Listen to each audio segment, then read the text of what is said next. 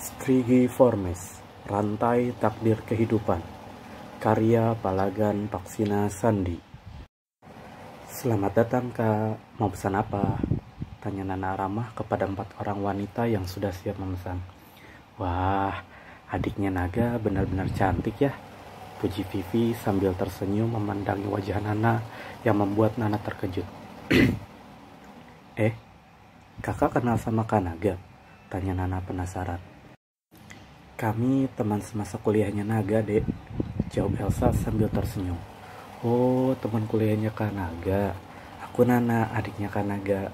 Mau ketemu Kak Naga juga, Kak? Tanya Nana mengkonfirmasi. Gak usah, Dek, Naga juga lagi sibuk ngelayanin pelanggan lain kan?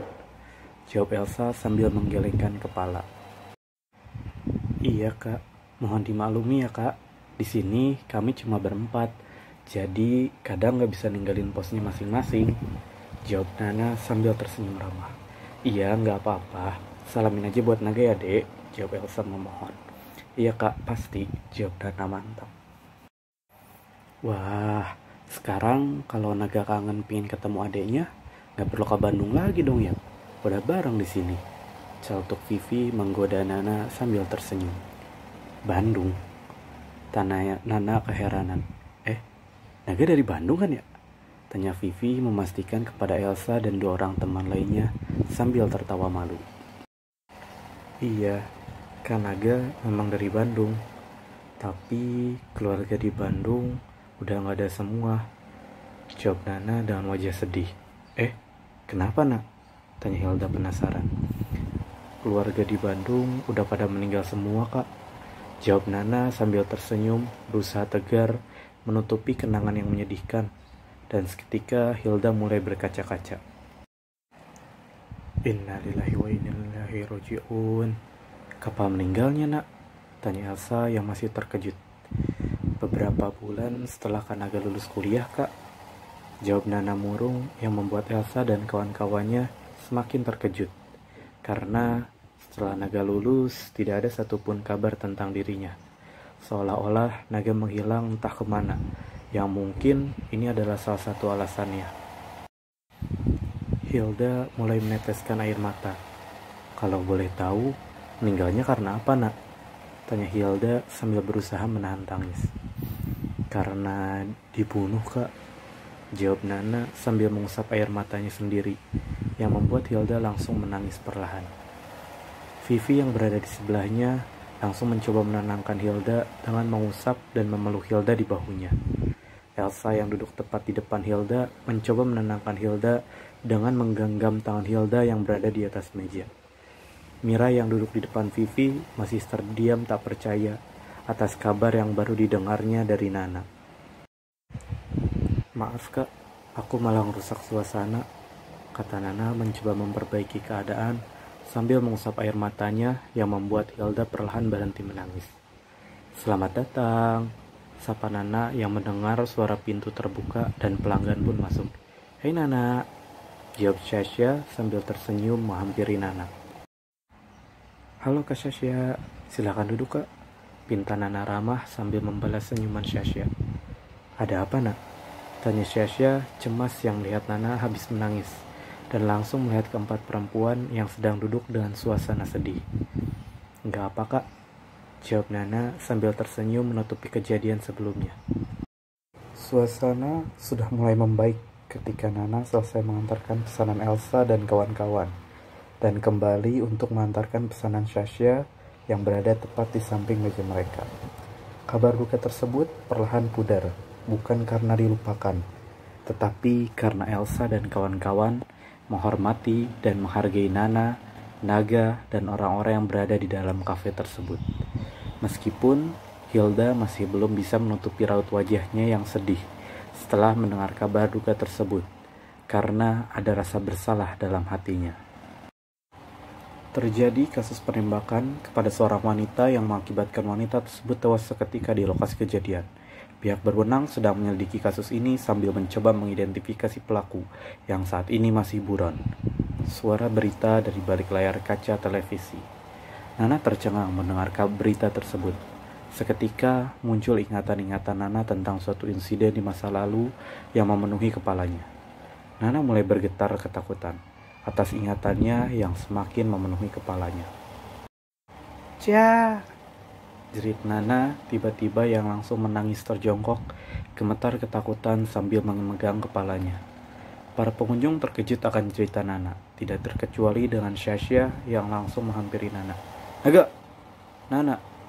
panggil Rocky mengisyaratkan sesuatu terjadi kepada Nana.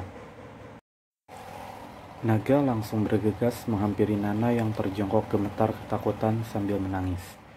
Naga baru mendengar suara berita dari televisi yang membuat trauma yang dialami Nana kambuh. "Rocky, tolong matiin TV-nya," pinta Naga yang langsung memeluk Nana. "Gak apa nak, kakak ada di sini," bisik Naga lembut sambil membelai adiknya.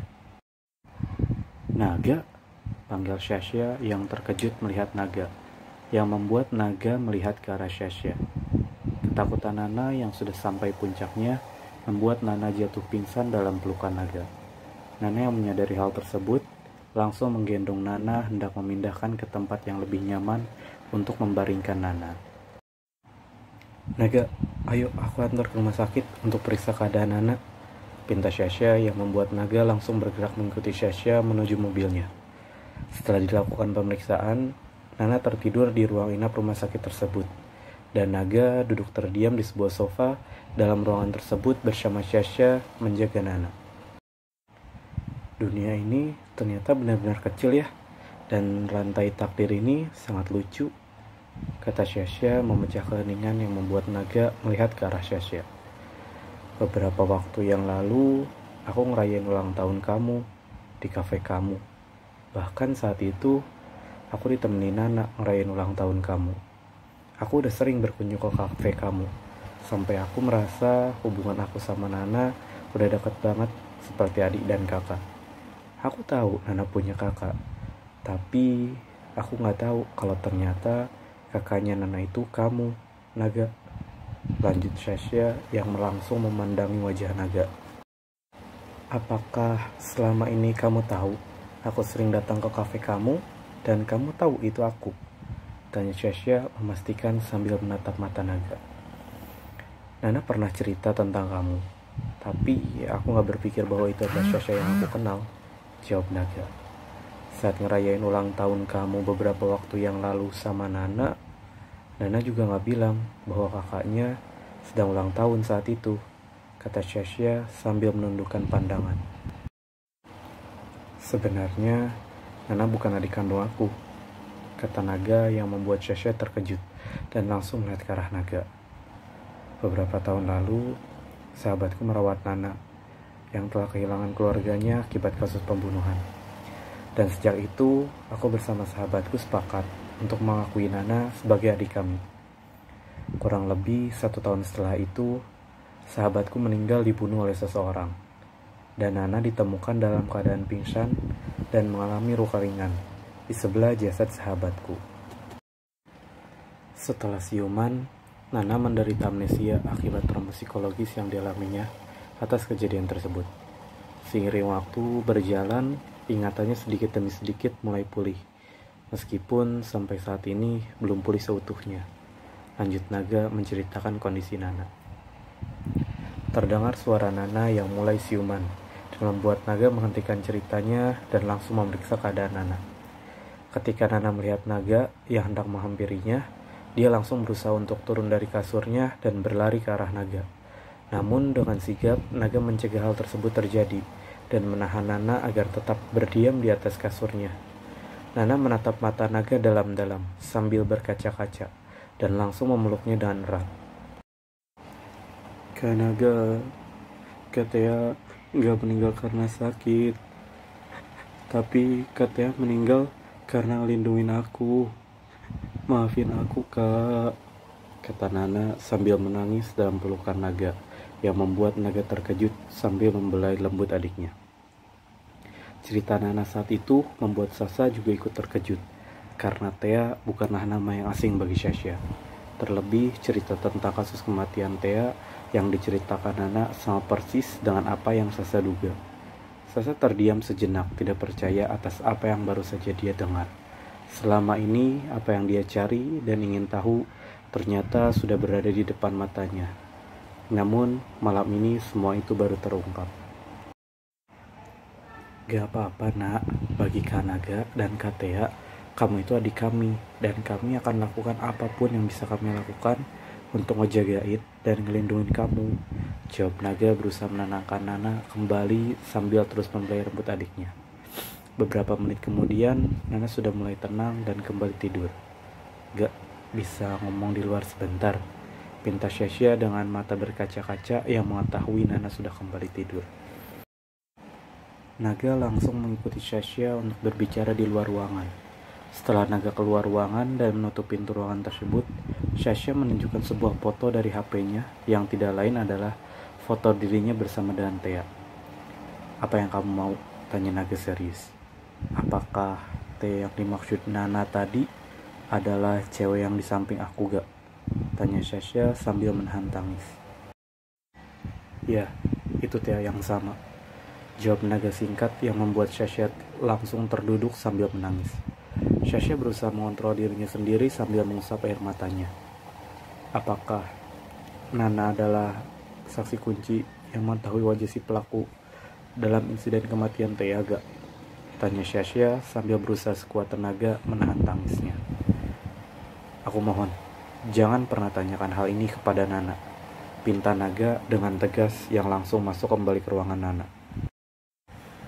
Sasha sudah tidak sanggup menahan tangisnya atas rantai takdir yang terungkap malam itu. Beberapa waktu lalu, rantai takdir membuat Sasha terkejut bahagia karena sahabat masa kecilnya yang selama ini ia cari dan ingin ia temui berhasil ditemuinya dan selama ini berada dekat dengan dirinya. Namun beberapa saat kemudian, rantai takdir kembali membuat Sasha terkejut, sedih karena saksi kunci yang dapat mengungkapkan kebenaran dan keadilan atas kematian sahabatnya semasa kuliah juga berada di depan matanya dan selama ini telah ia anggap sebagai adiknya sendiri.